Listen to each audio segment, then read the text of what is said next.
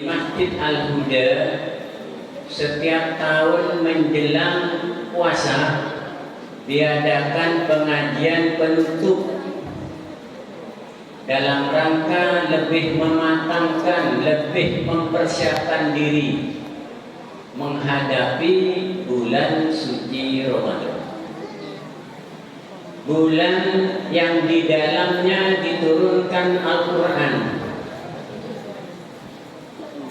bulan yang di dalamnya diturunkan Al-Quran sebagai petunjuk bagi manusia, dan penjelasan terhadap petunjuk itu serta pembeda antara yang hak dan yang batil. Para bapak dan ibu sekalian, mudah-mudahan dengan adanya pengajian penutup ini makin membuka hati kita agar hidayah Allah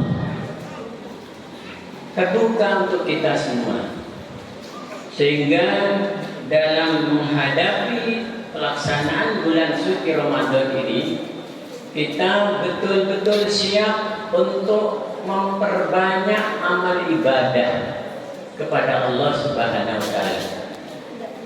Karena amalan ibadah di bulan suci Ramadan semuanya dilipat gandakan oleh Allah Subhanahu wa Ta'ala.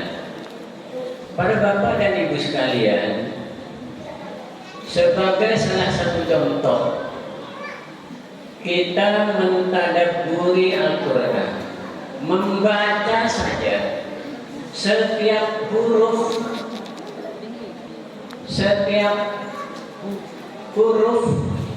dinilai oleh Allah sebagai 10 lipat pahala membacanya, apalagi mentadabburi, mengkaji makna dan tafsirnya. Termasuk saya menyampaikan ini senantiasa meningkatkan kualitas keimanan dan ketakwaan kita kepada Allah Subhanahu wa Ta'ala, dan mengingatkan ini sangat penting, terutama di dalam kehidupan yang serba sibuk dengan bisnis keduniaan ini. Waktu terasa begitu cepat, seakan-akan kita lupa bahwa kita ini sedang dalam perjalanan panjang. Ada pesan singkat dari Rasulullah Muhammad SAW. Kata Rasulullah, kun fit dunya ka'annaka gharibun aw 'abiru sabilin. Jadilah kamu di atas muka bumi ini bagaikan wisatawan, bagaikan pelancong, bagaikan turis, bagaikan orang yang sedang berwisata, au abiru sabilin, atau lebih cepat dari itu, atau seperti orang yang sedang nyebrang jalan. Bapak Ibu sekalian dirahmati oleh Allah Subhanahu wa Ta'ala,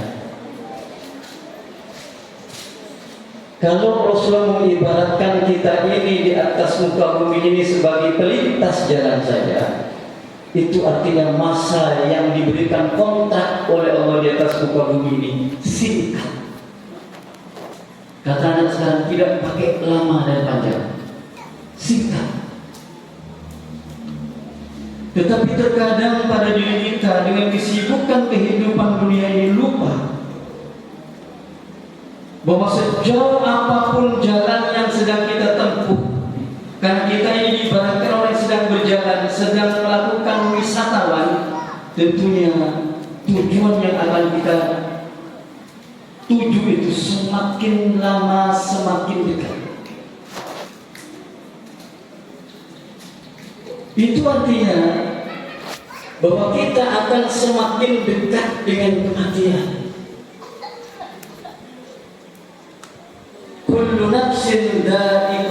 maut summa ilaina turja'un, kata Allah. Setiap yang berjiwa dha'iqatul maut pasti akan merasakan kematian. Siapapun itu, posisi tinggi apapun yang ditempati, atau bahkan sebaliknya serene apapun kita ini, kita akan sampai kepada suatu titik yang disebut dengan kematian. Karena tidak ada yang kekal di atas muka bumi ini.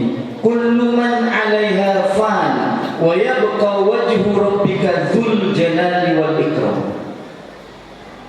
Semua yang ada di atas muka bumi ini fana, rusak nantinya, hancur nantinya, luluh lantak nantinya. Sebanyak apapun harta yang kita kumpulkan, habis nantinya. Sesehat apapun badan kita, sebentar lagi menurun, sebentar lagi penyakit mulai berdatangan, sebentar lagi semakin dekat dengan tanah. Kullu man 'alaiha fan wa yabqa wajhu rabbika dzul jalali wal ikram. Yang kekal hanya wajah Tuhanmu yang memiliki keperkasaan dan kemuliaan. Yang lain luluh lantak.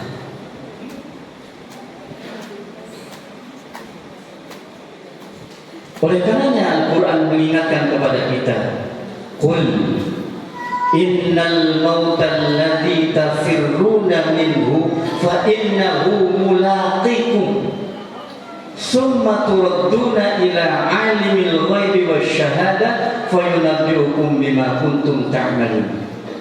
Katakan Muhammad, innal mautal ladzi tafirruna minhu, sesungguhnya kematian yang semua orang ingin lari dari kematian itu, fa innahu mulaqikum, matian itu akan menjemputnya dari depan, belakang, atau dari arah mana saja. Kemudian ayat berikutnya ini, kelanjutan ayat ini yang penting kita perhatikan. Summa turadduna ila alimil ghaibi wasyahada. Kemudian kalian akan dikembalikan ila alimil ghaibi wasyahada, kepada zat yang mengetahui yang nyata, yang ghaib dan yang nyata.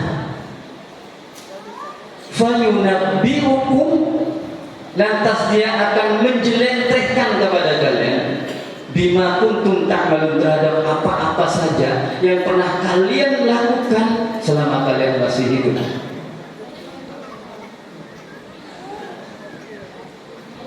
Hampir semua tausiah, hampir semua khutbah ceramah, intinya adalah mengingatkan itu. Kalau kita sudah diingatkan bahwa perjalanan kita akan semakin dekat dengan kematian, maka jangan lupa. Ketika Allah Subhanahu wa Ta'ala menghadirkan kita di atas muka bumi ini, tujuannya adalah semata-mata untuk mengabdi kepada Allah, untuk beribadah kepada Allah. Sebagaimana tadi Ketua Pimpinan Jabal sampaikan, wa ma khalaqtul jinna wal insa illa liya'budun. Dan tidaklah aku ciptakan jin, tidak aku ciptakan manusia, kata Allah, kecuali semata-mata hanya untuk beribadah kepada-Ku. Masyaallah muslimin, jamaah sekalian dirahmati oleh Allah Subhanahu wa Ta'ala. Saya ingin menjelaskan tentang pengertian ibadah ini terlebih dahulu. Tentang pengertian ibadah ini dijelaskan di dalam kitab Himpunan Putusan Tarjih halaman yang ke-276. Di sana dijelaskan, al-ibadatu hiya taqarrubu ila Allah bintisali awamirihi wajtinabi nawahihi wal amalu bima udzina bihi syar'u. Kaidah ini penting dipahami agar supaya kita paham apa sesungguhnya ibadah itu. Mari kita pelajari pelan-pelan. Al-ibadatu, ibadah itu dia adalah at-taqarrubu ilallah, bentuk pendekatan diri kita kepada Allah. Jadi segala bentuk tujuan kita melakukan apa saja jika diniatkan taqarrub ilallah, hiya ibadah, itu adalah ibadah. Bagaimana caranya? Bintisali awamirihi wajtinabi nawahihi, dengan cara menjalankan perintah-perintah Allah dan menjauhi larangannya. Ini prinsip yang pertama. Terkadang ada bapak-bapak yang sudah merasa bahwa dirinya sudah utur dari usia. Usia saya sudah kepala 6, saya mau berhenti dari organisasi, saya hanya mau beribadah ke masjid dan sholat, baca Quran, zikir saja. Dia mengartikan bahwa ibadah itu sholat, zikir, baca Quran dari masjid ke rumah, rumah ke masjid, rumah ke masjid. Padahal di dalam kaedahnya itu ada wal amalu bima udzina bihi syar'u. Dan ibadah itu juga adalah segala perbuatan yang oleh syarak dibolehkan, itu juga termasuk ibadah. Oleh karena kemudian ulama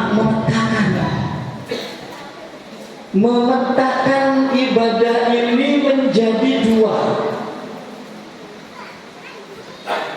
Ada yang disebut dengan ibadatul khassah dan ibadatul ammah.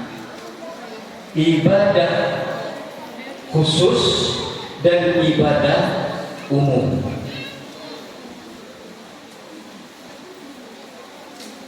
Kalau kita melihat prinsip wal amalu bima udzina bi syar'u itu, orang merumput, lalu kemudian setelah rumputnya dikumpulkan, dibawa pulang, kemudian disuguhkan kepada sapinya.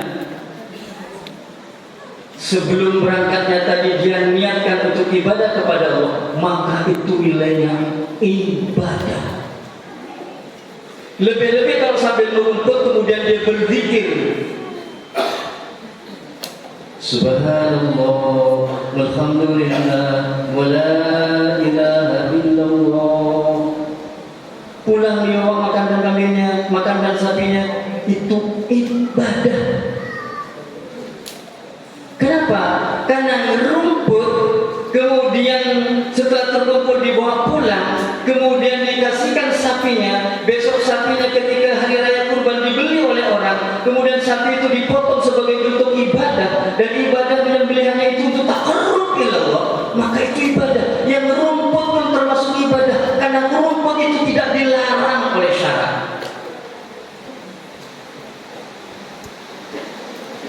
Jadi jangan pernah berpikir kepada kita ini, pada diri kita itu, bahwa ibadah itu hanya di masjid. Jangan pernah berpikir seperti itu, bahwa semua pekerjaan amal yang itu tidak dilarang oleh syarak, yang diniatkan ibadah kepada Allah, maka itu adalah ibadah. Dan terkadang hadirin sekalian, pahala ibadah ini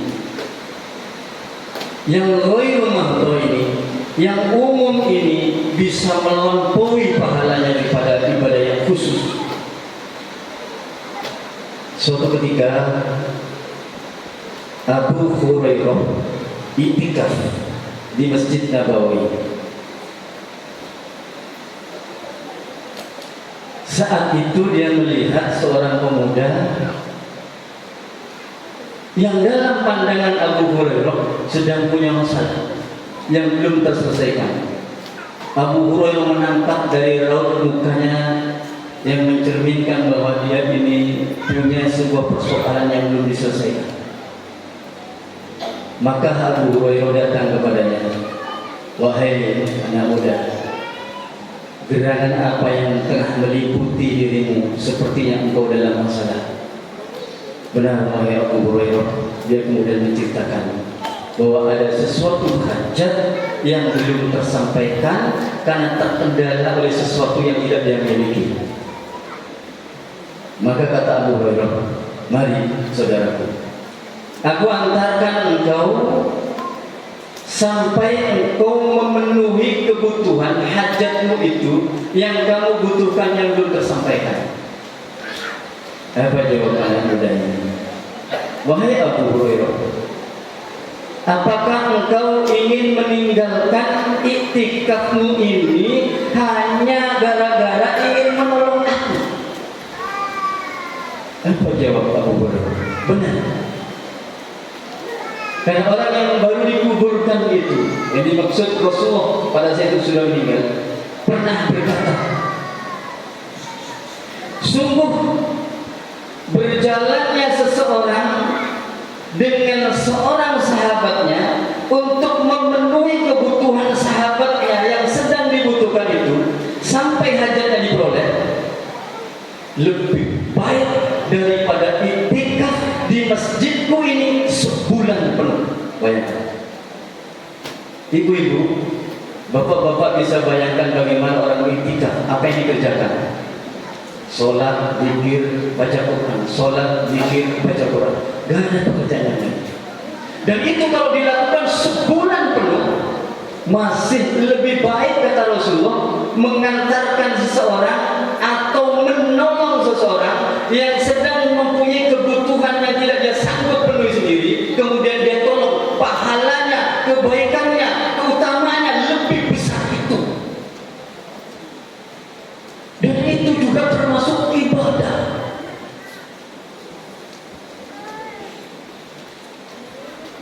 Ada lagi dalam hadis lain,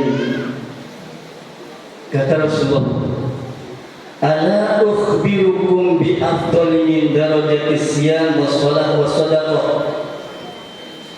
Maukah kalian aku tunjukkan satu amal yang lebih utama dari derajat sholat, derajat puasa, derajat sedekah? "Bala ya Rasulullah," kata sahabat, "tentu ya Rasulullah." Maka Rasulullah berjawab, maka Rasul kemudian mengatakan, "Sholatu dzatil bain." Perbaiki hubungan sosial kalian, perbaiki interaksi sosial kalian, perbaiki hubungan pertemanan kalian, perbaiki hubungan bertetangga kalian, perbaiki hubungan saudara seiman kalian. Itu lebih baik derajatnya daripada puasa, sholat, dan zakat.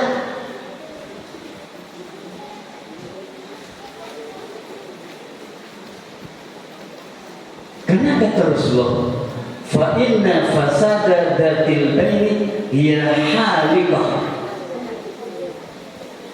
Karena buruknya hubungan sosial, buruknya hubungan pertemanan, buruknya hubungan persaudaraan, itu kata Rasulullah mencukur.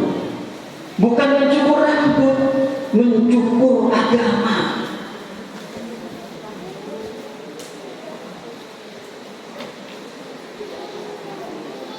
Jadi ibadah umum ini, ibadah am ini juga ibadah. Mencari nafkah, ke pasar, bekerja di kantor, ngajar sekolah, bisnis. Selama itu diniatkan ibadah, selama itu diniatkan taqarrub ilallah, itu nilainya ibadah. Coba kita perhatikan lagi hadis Rasul.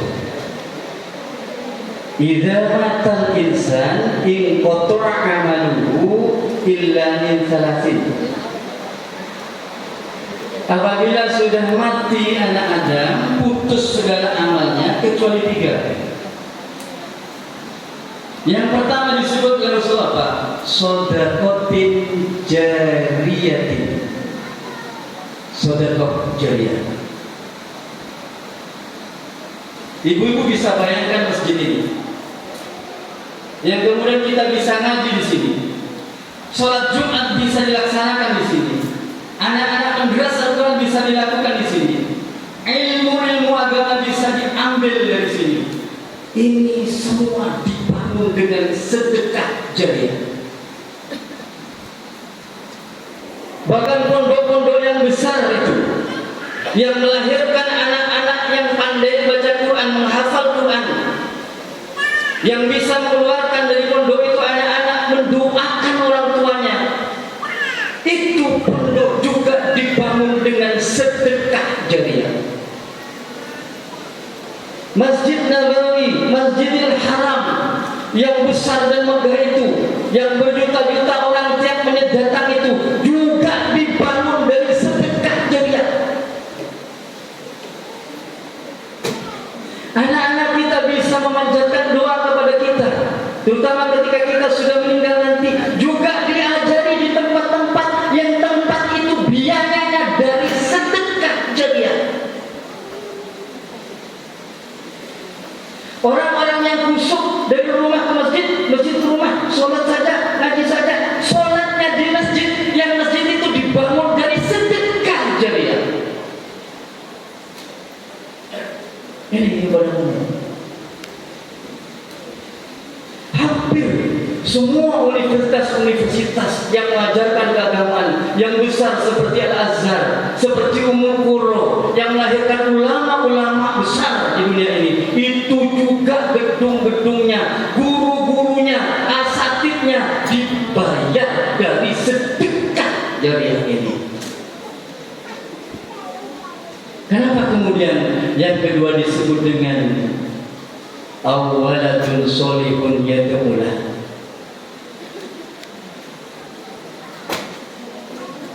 Yang ketiga, Shadaqatin jariyatin au ilmin yuntafa'u bihi au waladin sholihin yad'ulah. Ilmu ini bisa didapati, bisa orang bisa mendapatkan ilmu itu karena belajar di tempat yang difasilitasi dengan sedekah jariah. Anak-anak yang soleh yang lahir itu karena belajar, diajari doa-doa, diajari ngaji, diajari ilmu agama dari sedekah jariah ini. Jadi orang yang banyak sedekah jariahnya, walaupun dia tiduran di rumahnya, pahalanya mengalir. Pahalanya mengalir terus, makanya disebut jariah. Jadi agar supaya kita tidak salah paham tentang ibadah, sekarang kita masuk kepada ranah yang kedua, yakni ibadah khusus, ibadah mahdoh. Para ibu sekalian, ibadah mahdoh ini atau ibadah khusus ini adalah ibadah yang mulai dari A sampai Z titik komanya diatur oleh Allah dan Rasulnya. Beda dengan yang tadi. Kalau tadi itu persoalan muamalah, semuanya dibolehkan asalkan syarat mengizinkan, asalkan tidak bertentangan dengan syariat. Wal amalu bima udzina bihi syar'u, itu muamalah. Itu persoalan ibadah umum. Tapi tentang khusus ini, maka ketika kita ingin melakukan nunggu perintah ibadah khusus ini, kenapa nunggu perintah? Karena rinciannya mulai dari A sampai Z, bahkan titik dan komanya sudah diatur. Sudah diatur.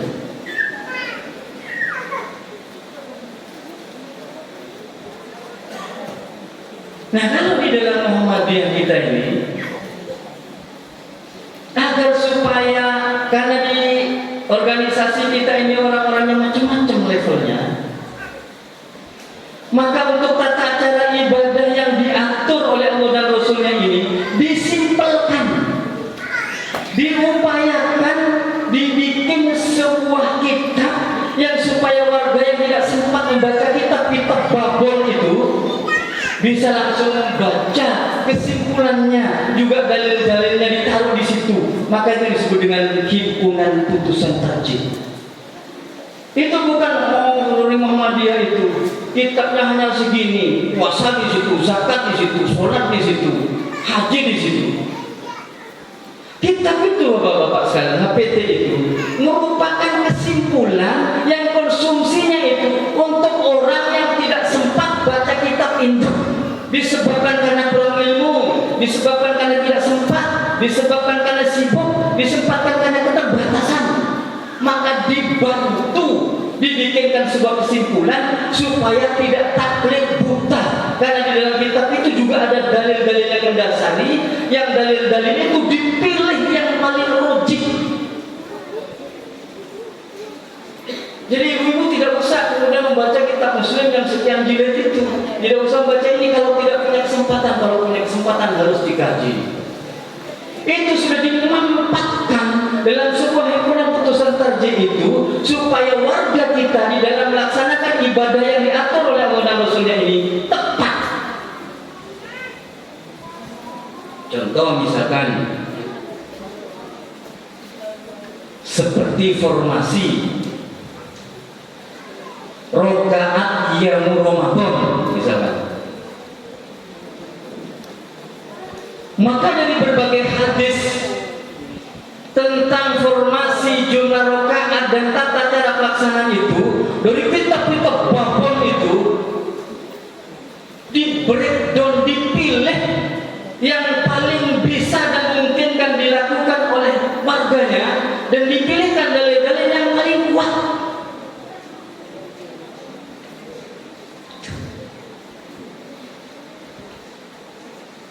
Misalkan kemudian di dalam HPT halaman 346 sampai 354 dijelaskan tentang kaifiyat qiyamul Ramadan. Dijelaskan. Dari mana ini isinya? Dari kitab-kitab babon itu. Oleh satu tim yang jumlahnya puluhan pakar. Dan tidak hanya dari orang-orang Muhammadiyah saja, juga orang-orang di luar Muhammadiyah juga diundang untuk memberikan masukan-masukan dan memilih dalil-dalil yang logik. Makanya disebut himpunan putusan tarjih, himpunan putusan tata cara melaksanakan ibadah khusus yang diambil dari dalil-dalil yang paling kuat.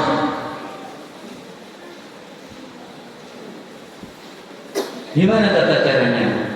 Yang pertama, di dalam tarjih itu dikatakan diawali dengan melaksanakan sholat iftitah 2 rakaat ringan.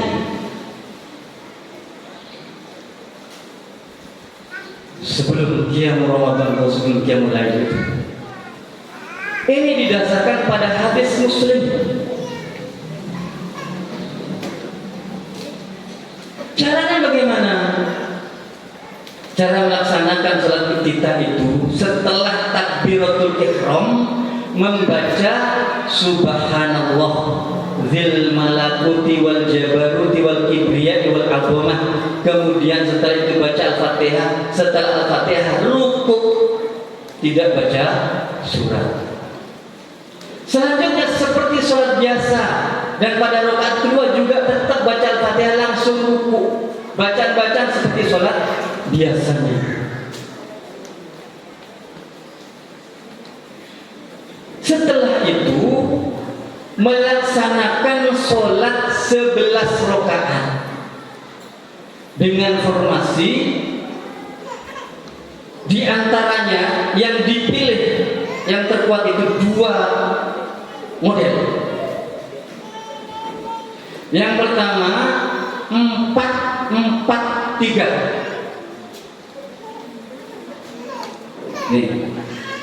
Ini berdasarkan kepada hadis riwayat Muslim.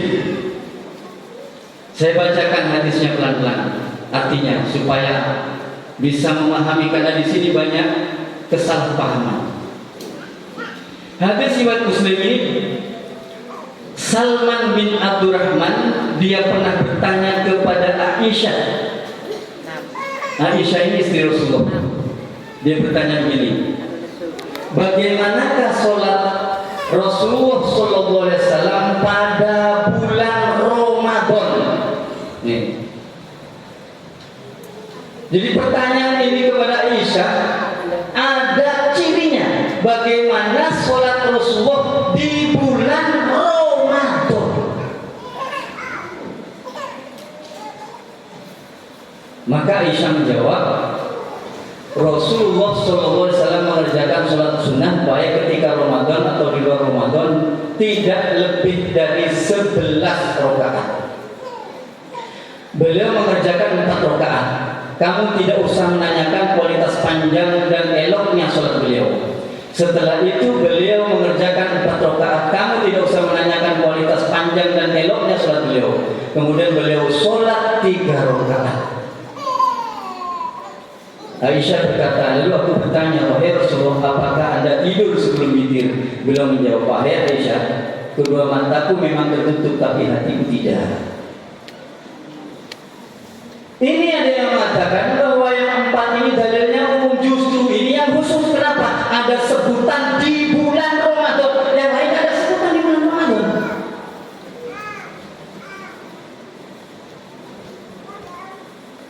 Yang kedua pertanyaannya, yang menjadikan dalil ini umum siapa? Apakah Rasul pernah mengatakan bahwa yang 4 ini umum, yang 2 ini khusus? Tidak. Itu formasi yang pertama. Formasi yang kedua, 2 rakaat ringan, 2 rakaat, 2 rakaat, 2 rakaat, 2 rakaat, 1 rakaat. Jadi kita sudah ditunjukkan oleh keputusan tarjih ini, fatwa tarjih ini, bahwa kalau kita mengerjakan salah satu di antara keduanya ini boleh, dan itu dalilnya kuat. Bahkan Ibnu Qayyim mengatakan, kalau ada perbedaan antara Aisyah dan Abu Hurairah mengenai persoalan sholat malam, ikuti Aisyah. Itu pernyataan Ibnu Qayyim.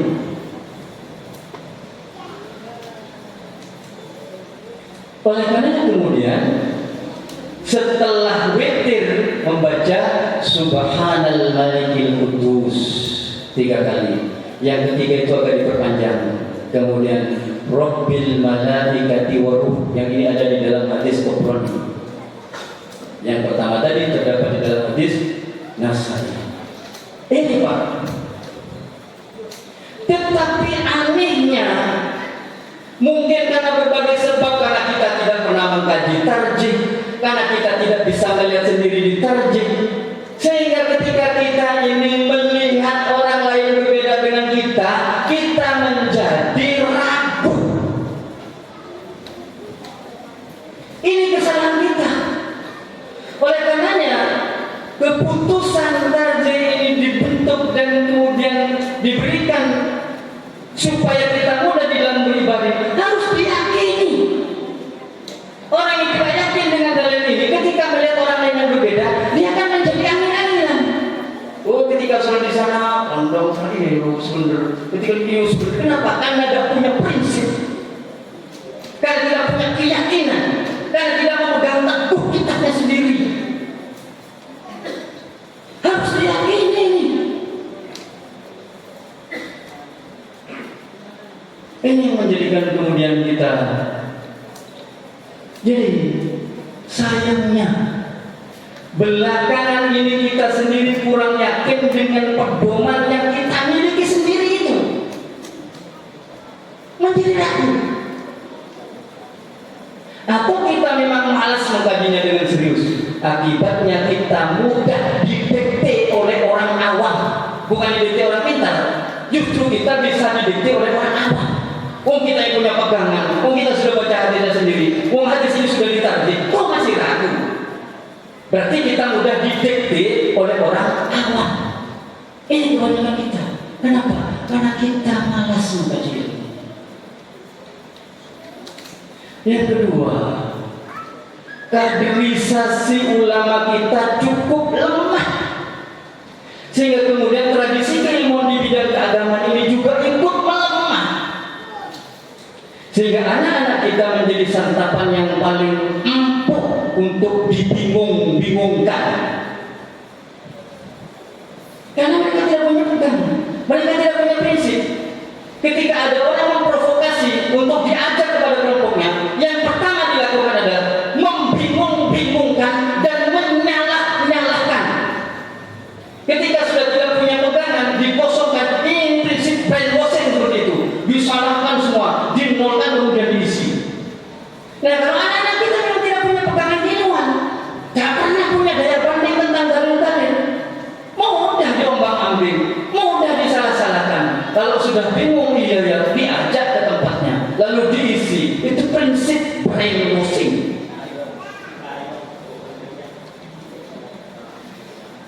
Padahal kita sudah punya pegangan yang kuat. Yang pegangan yang kuat ini bukan orang sembarangan yang proyekan, tim pakar di bidangnya. Lalu kita mudah didikte orang yang baru ngaji 3 bulan. Lalu kita ikut, kenapa? Ya kan seperti tadi.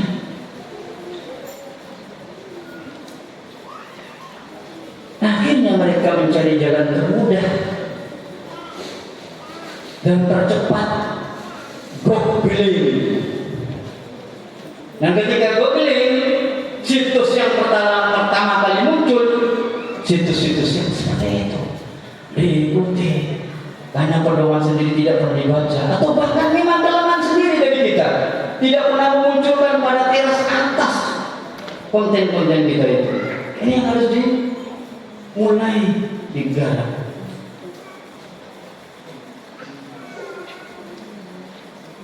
Terakhir, begini, sistem kaderisasi kita ini ketinggalan dibandingkan mereka. Mereka, terutama musuh-musuh Islam itu, mengkader, menghancurkan akidah melalui langit, melalui satelit. Kita kader Darul Arqam setahun sekali. Kapan bisanya? Di bulan Ramadan 3 hari, 3 malam, nggak pulang, nggak sholat tarawih, nggak sholat subuh. Kenapa? Capek. Begitu mereka butuh jawaban, googling, ada instruksi dari atas, melihat itu yang diikuti. Belum lagi di bidang-bidang lainnya, di bidang sosial, di bidang budaya, dan di bidang akhlak dan moral. Ibu-ibu tahu sekarang akhlak moral bangsa kita hancur. Kita lihat anak-anak di pondok, sudah ada yang membunuh. Lihat anak-anak ketika berkendara, polisi dimaki-maki.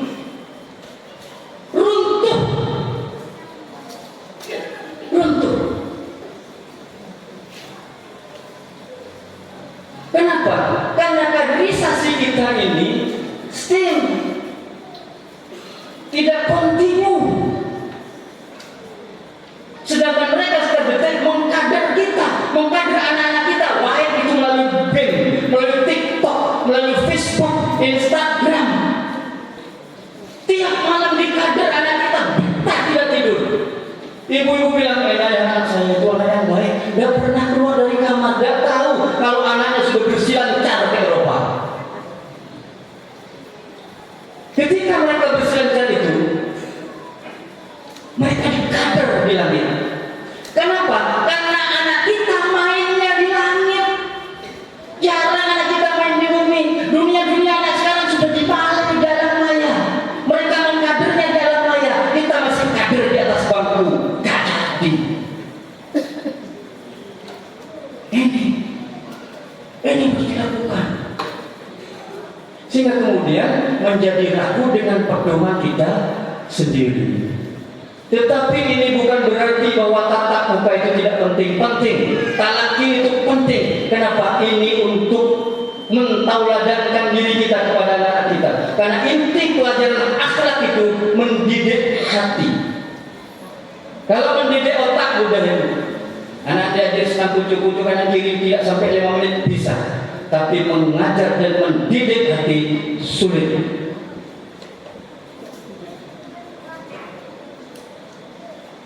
Ini pekerjaan berat kita. Kenapa akhlak ini butuh talaki?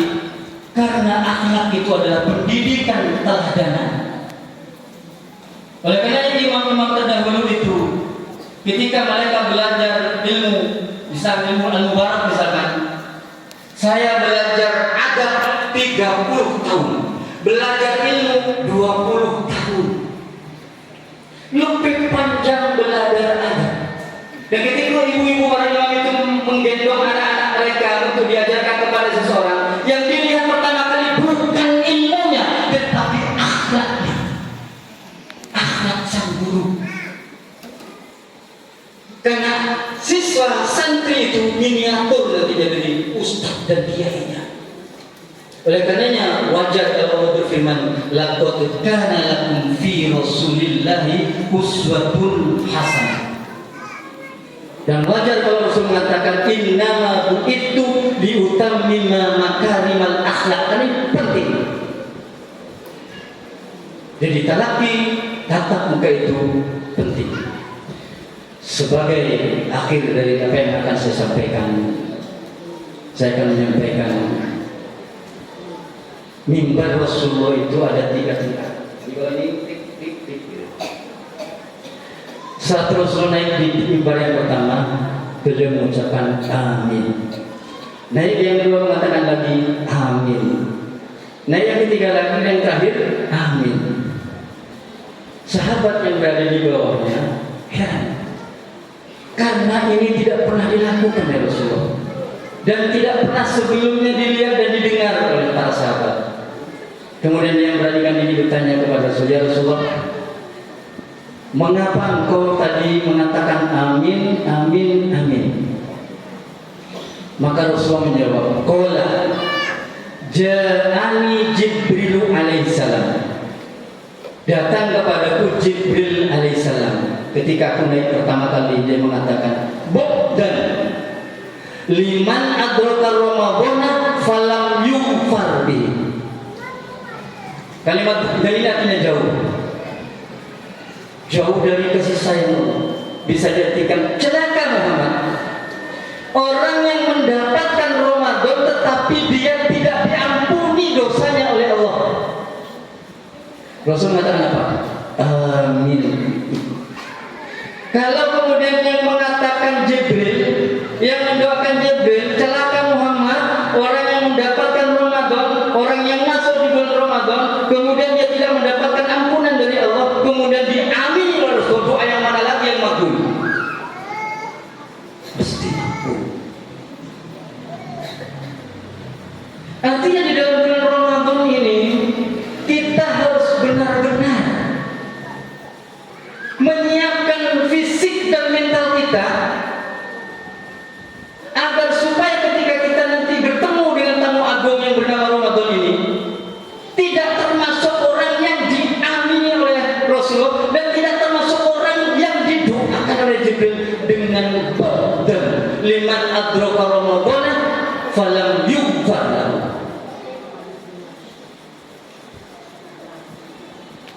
Ini menjadi penting.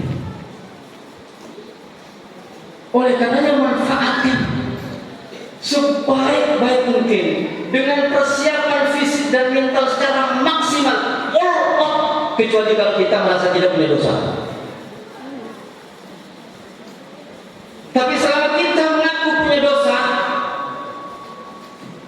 maka kesempatan 1 bulan yang akan datang ini yang bernama Ramadan itu maksimalkan sebelum kita dikatakan secara singkat oleh Rasul seperti abiru sabil, hanya nyebrang jalan, nggak ada jalan lebarnya 5 kilo, paling 100 meter sudah mentok.